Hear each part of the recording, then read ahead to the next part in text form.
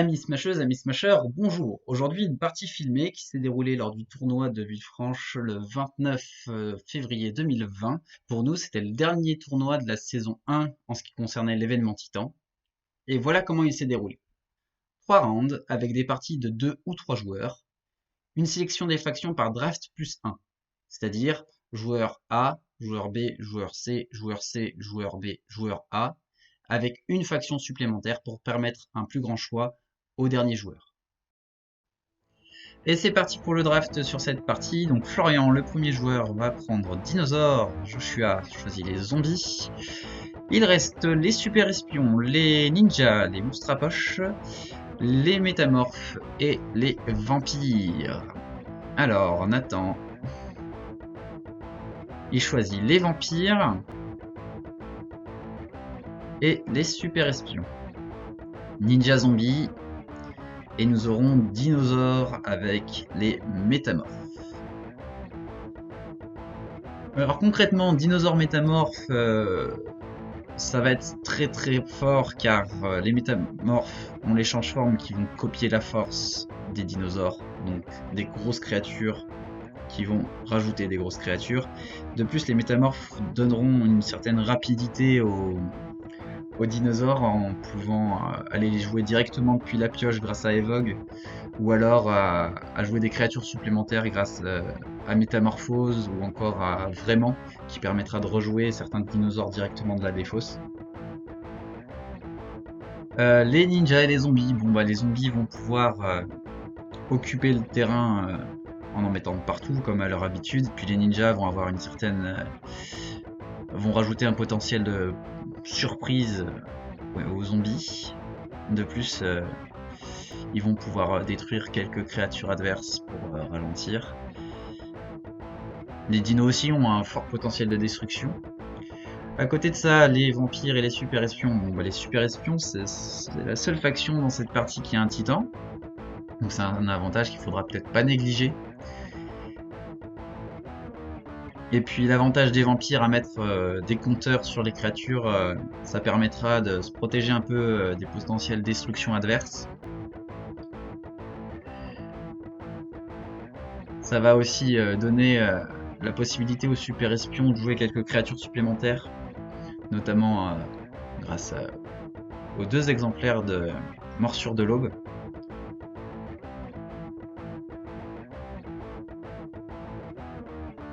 Donc les joueurs ont préparé leur pioche. Et voici les 4 premières bases. Donc l'arène monstre à poche, le temple Goju, le quartier général de l'ISI et l'oasis luxuriante. Alors l'arène monstre à poche, à chaque tour, le joueur actif va pouvoir jouer une créature de force 2 ou inférieure supplémentaire sur cette base. Cependant, si jamais à la fin du tour, c'est-à-dire après avoir pioché ses cartes, elle est renvoyée sous sa pioche. Le quartier général de l'ISI offre la possibilité au vainqueur de regarder les 3 premières cartes de sa pioche et de les réorganiser. L'oasis luxuriante n'a pas d'effet et du coup il suffira d'aller chercher les 2 points, puisque c'est une petite base. Et le temple Goju permet à tous les joueurs présents lors de la conquête de choisir la créature la plus puissante qu'il contrôle et de la remettre sous sa pioche. Le joueur dinosaure métamorphe vient de mettre en jeu un Armostego, une créature de force 3, et il lui équipe l'action attachée créature canon solaire qui augmente sa force de 2. Donc on a un Armostego à 5 qui passe déjà à 7 pendant le tour des autres joueurs, puisque c'est le permanent de l'Armostego qui augmente sa force de 2 pendant le tour des autres joueurs. Le joueur vampire super espion met Dru en jeu sur l'arène monstre à poche. Dru va donc gagner un compteur de force puisqu'il y a un autre joueur qui est plus puissant que lui au moment où Dru arrive en jeu. Et il termine son tour là-dessus. Le joueur zombie ninja vient d'activer Fièvre acheteuse. Ça lui permet du coup d'envoyer les 3 increvables de sa pioche dans sa défausse. C'est-à-dire que c'est une partie qui commence bien. On a déjà les ressources les plus importantes des zombies à disposition. Un rôdeur arrive donc sur le quartier général de l'ISI. Le joueur zombie va regarder la première carte de sa pioche et il choisit ou de la défausser ou de la remettre dessus. Il la garde dessus et met en jeu un increvable depuis sa défausse, puisque c'est l'effet spécial de l'increvable. Le joueur dinosaure met en jeu Evogue, dont le talent lui permet de jouer n'importe quelle créature de force 4 dans sa pioche et de le remélanger, en échange de remélanger Evogue dans sa propre pioche. Et le joueur dinosaure métamorphe utilise l'effet de l'arène monstre à poche pour jouer un imposteur. Il a copié l'effet du rôdeur, il a regardé la première carte de sa pioche et l'a gardé dessus. Il active le talent de Evogue pour jouer un Laceratops.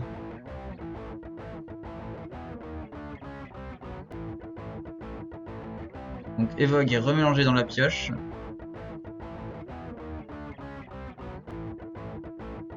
Et le joueur dinosaure va être obligé de détruire son imposteur, puisque ça va être la seule cible.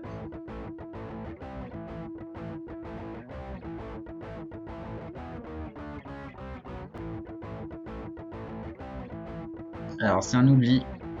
Donc l'imposteur aurait dû être détruit parce que l'effet de Laceratops est obligatoire. Du coup, en prenant en compte cet oubli, il y a quand même effectivement l'effet de l'arène monstre à poche qui s'active et qui le renvoie sous la pioche.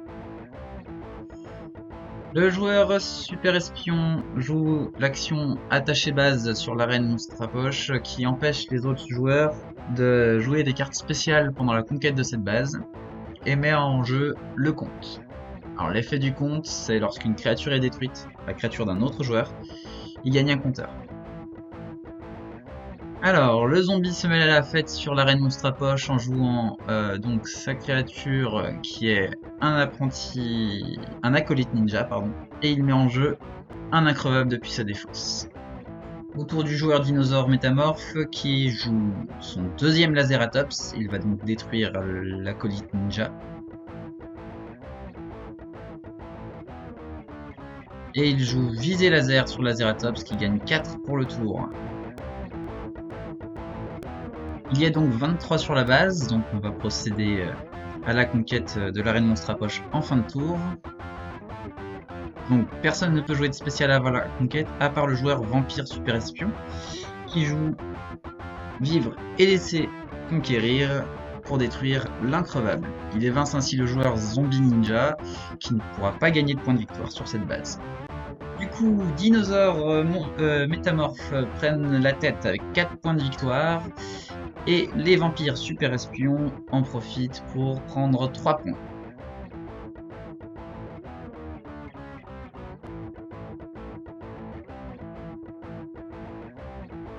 La base est défaussée et la nouvelle base arrivant en jeu est le château vampire. Alors l'effet de château vampire, c'est lorsque vous jouez une créature dessus. Si votre force totale est inférieure à celle d'un autre joueur, vous pouvez mettre un compteur sur la créature que vous venez de jouer.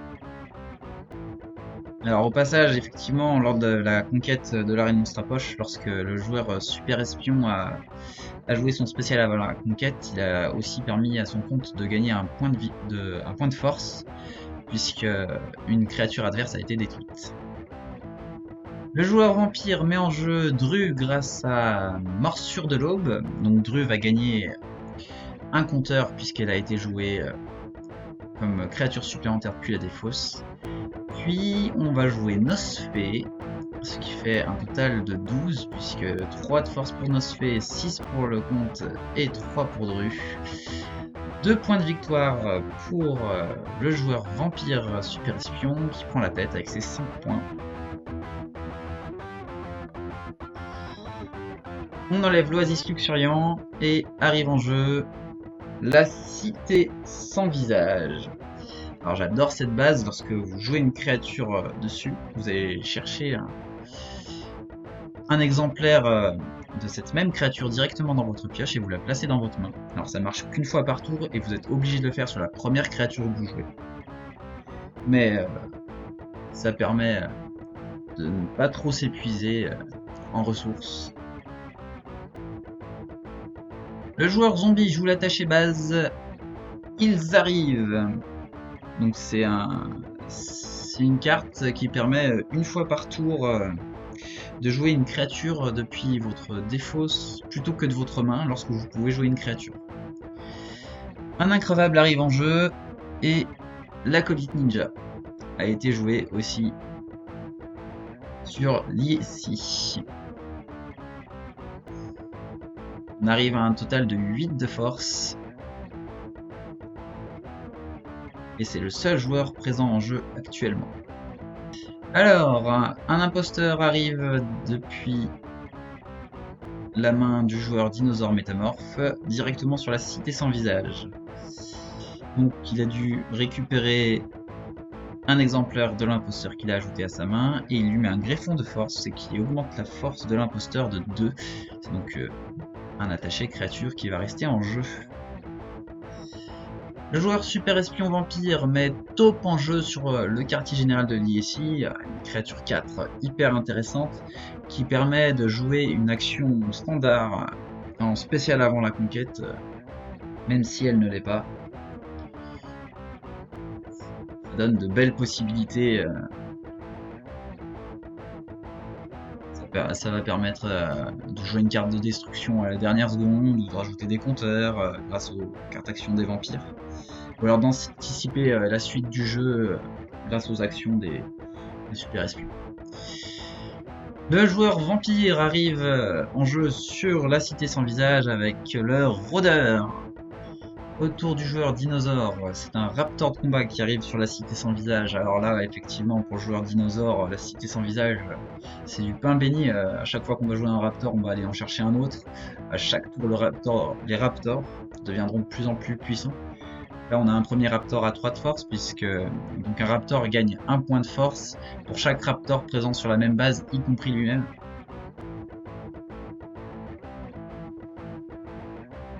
Alors actuellement 9 points de force sur la cité sans visage, aucune créature présente sur le château vampire ou sur le temple Goju. Et du coup 8, 9, 10, 11, 12, 17 sur le quartier général de l'ISI avec l'arrivée du super agent. Une créature particulièrement gênante puisque à chaque fois que vous allez jouer une action, à la fin de la résolution de l'action, vous allez devoir défausser une carte. Le joueur vampire a joué aussi l'action coup sec qui permet de détruire une créature de force 4 ou moins. Il a choisi le raptor. C'est pas trop mal parce qu'effectivement ça évite qu'un autre raptor arrive au même endroit le tour suivant pour un total de 8 de force. Le joueur zombie joue un rôdeur grâce à épidémie sur une base où il n'a aucune créature, donc il la met en jeu sur le château vampire, puis il va jouer depuis sa main son deuxième rôdeur sur le temple Goju. Là ça y est, le zombie est présent partout. Et un increvable arrive en jeu sur la cité sans visage. Alors du coup, le joueur zombie ninja ne rajoute aucune carte à sa main puisque tous les increvables ont été envoyés dans la défausse en début de partie. Et il joue un acolyte ninja sur la base du quartier général de l'ISI. Le joueur dinosaure métamorphe vient de mettre Evogue sur le quartier général. Donc, si les puissances en présence ne bougent pas, il y aura une conquête sur le quartier général de l'ISI en fin de tour, puisqu'on est pile à 21.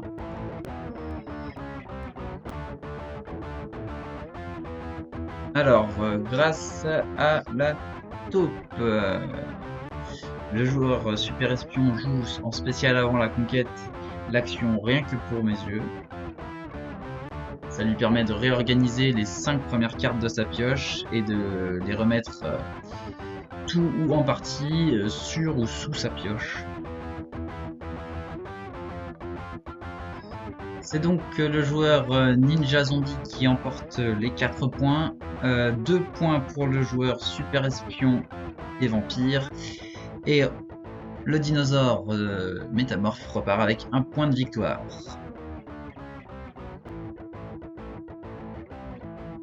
Et la base qui remplace le quartier général de l'ISI est le centre commercial de Rhodes Plaza, Une base avec une résistance de 24 qui permet aux joueurs de gagner 1 point de victoire pour chaque créature qu'ils contrôlent au moment de la conquête. Le joueur vampire joue Blackula sur la cité sans visage, donc il va pouvoir détruire le rôdeur et gagner un compteur de force. De plus, grâce à la cité sans visage, il va pouvoir aller chercher un autre exemplaire dans sa pioche. Le joueur zombie joue Pilleur de tombes, ça va lui permettre de choisir une carte de sa défausse et l'ajouter à sa main. Puis il va mettre en jeu un acolyte ninja et un increvable sur le centre commercial de Rhodes Plaza. C'est parti pour l'invasion, le joueur zombie ninja va essayer de mettre un maximum de créatures sur cette base. Et c'est le King Rex qui arrive en jeu sur la cité sans visage. Il y a 18 de force sur cette base. Le joueur dinosaure métamorphe joue Fury, ce qui réduit la résistance de la base à 13. Il y aura donc une conquête. Avec actuellement 11 points de force pour le dinosaure métamorphe, 2 pour les zombies ninja et 5 pour les vampires. En spécial avant la conquête, le joueur zombie ninja joue le shinobi, ce qui lui permet d'égaliser avec le joueur vampire super espion actuellement. Et la conquête s'arrête là-dessus, donc le joueur dinosaure métamorphe remporte 4 points de victoire. Et le vampire super espion ainsi que le zombie ninja gagnent 2 points chacun.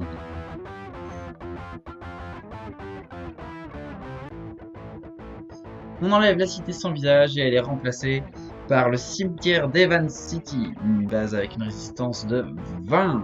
Le cimetière d'Evan City permet aux joueurs qui remportent la première position de défausser sa main et de piocher 5 nouvelles cartes.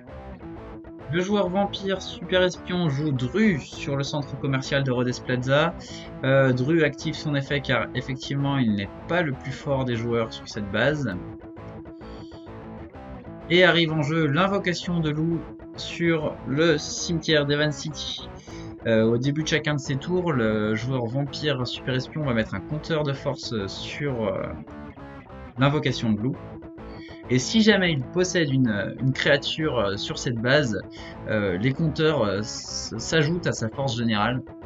Le joueur zombie ninja joue le ninja d'élite, ça lui permet de détruire une créature de force 3 ou moins, donc il va retirer le vampire de la base du centre commercial et se retrouve à nouveau seul sur cette base avec un total de 10 points de force. Le joueur dinosaure joue sur le centre commercial avec un raptor de combat qui a une force de 3. Puis il joue la Cuvabacta pour détruire le ninja d'élite. Ça donne l'opportunité au ninja zombie de jouer une créature supplémentaire immédiatement. Par contre, il faut qu'il la joue tout de suite, sinon il la perd. Il choisit un shinobi.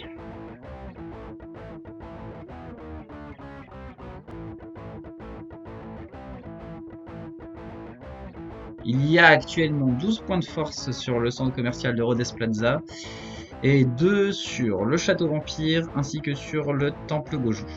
Le joueur super espion vampire met la taupe en jeu sur le centre commercial de Rhodes Plaza et il a un bonus de 1 de force puisque le premier compteur est arrivé sur invocation de loup.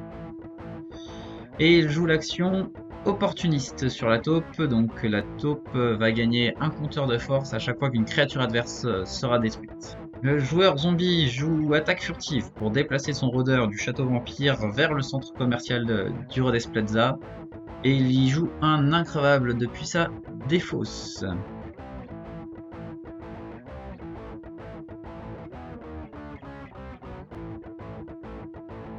Il y a actuellement 16 points de force sur le centre commercial de Rhodes Plaza.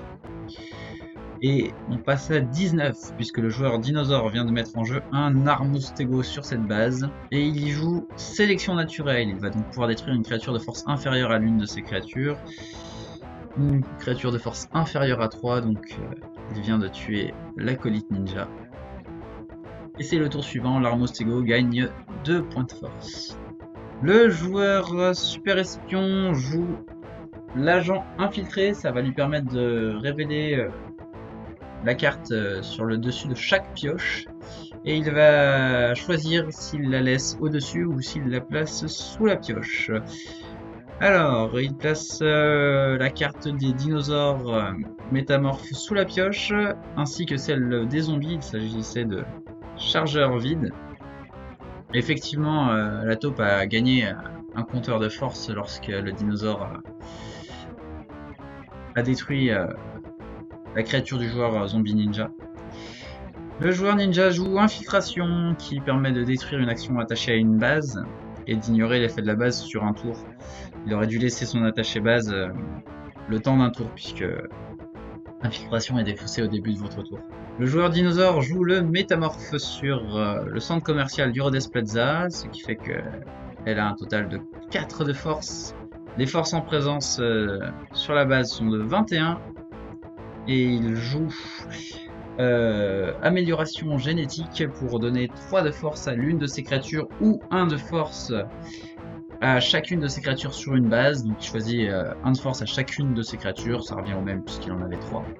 Et on atteint du coup les 24, ce qui va nous offrir une conquête sur le centre commercial. Le joueur ninja zombie joue un shinobi. Effectivement, c'est intéressant parce que même s'il est devant, ici il l'intéresse à gagner des points de victoire avec un maximum de créatures.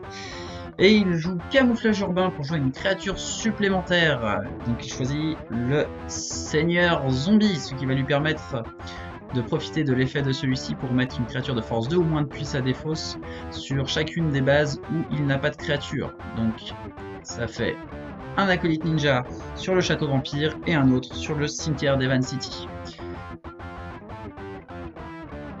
Le joueur zombie ninja remporte 7 points de victoire, le joueur dinosaure métamorphe 3 et aucun point pour le vampire super espion qui n'est pas présent sur la base. On remplace le centre commercial de Rhodes Plaza par la crypte, la deuxième base vampire.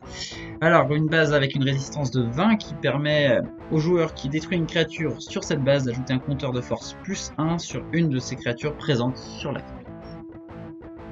Un petit point sur les scores au niveau de cette partie. Donc, actuellement, Vampire avec les super espions se trouve 3ème avec 9 points. Le joueur zombie ninja est en tête avec 13 points. Et Dinosaure métamorphe lui colle au basque avec 12. Le joueur vampire met en jeu Nosfé sur le temple Goju. Il peut, s'il le souhaite, détruire une de ses créatures, ce qu'il fait. Il choisit de détruire son agent. Et cela lui permet de mettre un compteur sur Nosfé. Le joueur zombie met en jeu un incroyable sur le cimetière d'Evan City. Puis il joue poison sur la taupe. Alors ça détruit tous les attachés créatures présents sur cette créature. Donc ça enlève opportuniste et ça réduit la puissance de la taupe à 4. Ça veut dire qu'actuellement elle est à 1 de force.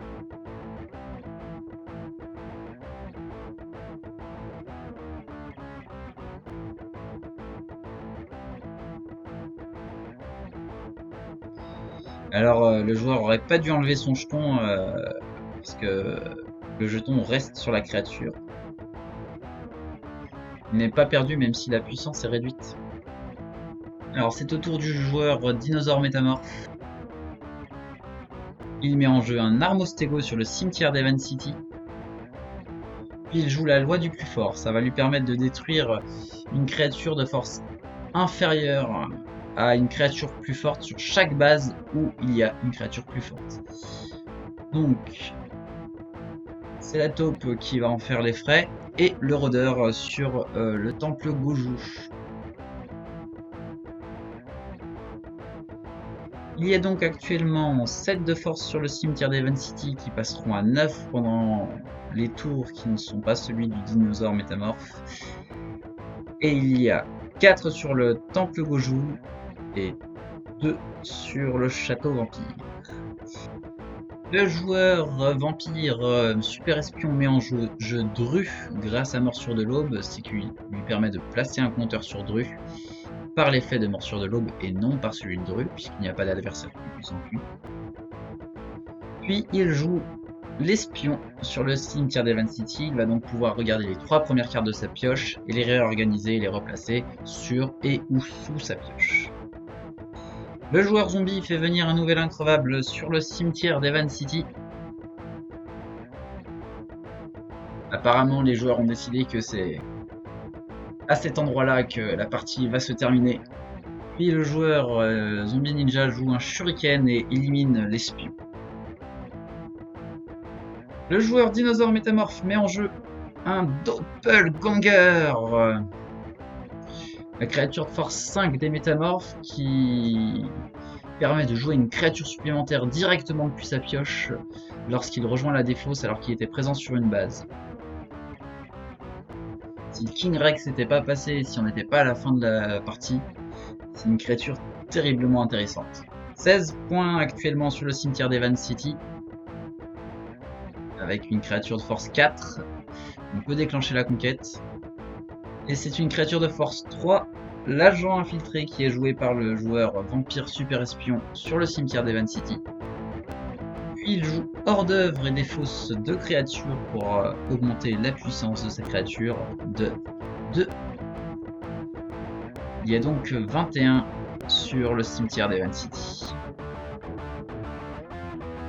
Aucune spéciale avant la conquête, le joueur dinosaure métamorphe remporte donc 5 points, le joueur ninja zombie remporte 3 points, et vampire super espion 2. Voilà, fin de partie avec du coup un très faible écart entre les deux premiers. Le joueur vampire super espion finit avec 11 points, le joueur ninja zombie fait deuxième avec 16 points et 17 points pour les dinosaures métamorphes. C'est dommage de ne pas avoir vu le Titan Super Espion sortir, mais c'est vrai que c'était un jeune joueur qu'on a formé très récemment. Il est encore un peu frileux avec les Titans. C'est dommage parce que ça aurait pu faire une différence conséquente. J'espère que cette vidéo vous a plu. N'hésitez pas à laisser des commentaires, à dire comment vous auriez joué ou quel duo vous auriez choisi. Si vous aimez ces vidéos, n'hésitez pas à vous abonner à la chaîne du Travail Prismaché. Si vous n'êtes pas des nôtres, n'hésitez pas à nous rejoindre sur Smash Up France sur Facebook ou sur le Discord de Smash Up France. Portez-vous bien et keep smashing!